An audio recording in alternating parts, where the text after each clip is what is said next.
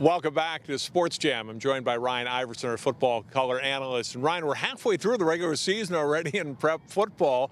Friday night, we see Champlin Park go to 3-1 with an impressive win over Osseo. Good start for the Rebels under new head coach Nick Keenan. Yeah, I love Nick Keenan. I love what he's brought to that program. And I'll tell you what, tonight, when we saw him beat Osseo, they did it a variety of ways. Obviously, Bennett Otto, a great quarterback, averaging almost 300 yards per game through the air. But tonight, they just dominated running the football. I think they're very well balanced. They had a tough loss to St. Michael Albertville, but they're going to be one of the teams in this conference that people are going to really have to reckon with. And anytime you got a playmaker at quarterback, they have some really athletic wide receivers too. They're going to be dangerous. That's not a team I'd want to see come playoff time.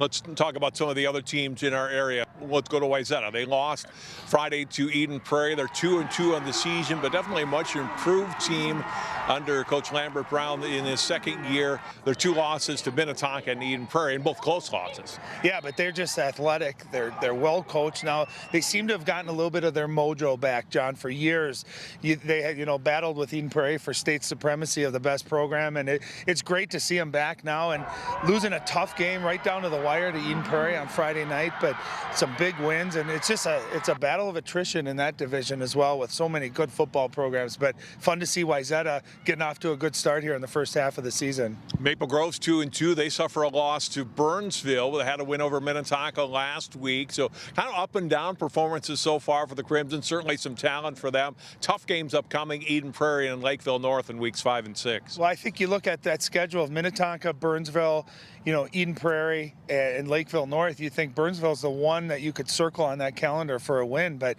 they have a great win against Minnetonka, who's #1 in the state, and come back and lose a tough one to Burnsville. But they got to bounce back. That's the thing. Football is great because you just don't have a lot of time to really dwell on good or bad. You got to get back to the week of practice and the next game and the next opponent. In Class 5A, Cooper, another strong start to their season under Coach Willie Howard. I love Coach Howard, his energy, and he's come in, and we talk a lot of times about coaches changing the culture of a program. Well, he's done that at Cooper, and the way you can tell that is not just wins and losses, but John, they've graduated some really talented players over the years, and it doesn't matter who's coming up. He makes them into perennial winners, and so athletic and well coached, and they're a fun style of football. And that's a team, again, that I just would not want to see come playoff time because of how many points they can score up and just the number of athletes they have all over the field on both sides of the ball. Yeah, and we'll talk about two other teams in the smaller classes in our area, both having great seasons. Providence Academy.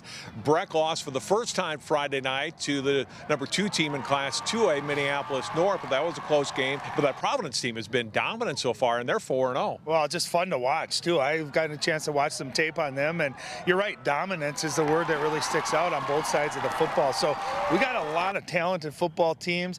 The other thing that's really great is we got great coaches in this area. We're blessed to be able to cover it and watch it every Friday night, and our viewers get to see some really high-level football, and it's fun to talk about. A lot of football is, okay, who do we have coming out? What are the new players? What's our new identity? Well, now we're in the heart of it. We know what our identity is. What adjustments do you make going through the second half of the season? So it's going to be a lot of fun to keep an eye on and fun to see a lot of these players play and cover these games. So look forward to the last half of the regular season and the playoffs beyond that. Thanks, Ryan, for joining us.